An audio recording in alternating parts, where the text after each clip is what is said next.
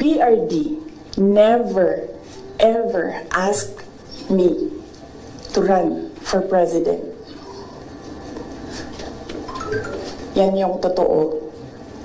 7 times niya ako pinuntahan sa bahay ng nanay ko, sa bahay ng asawa ko.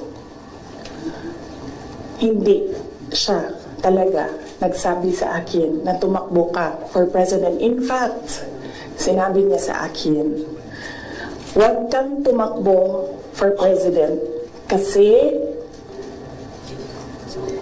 nanggaling ako dyan, mahirap siya na trabaho, anak kita, naaawa ako sa iyo to go through what I had to go through.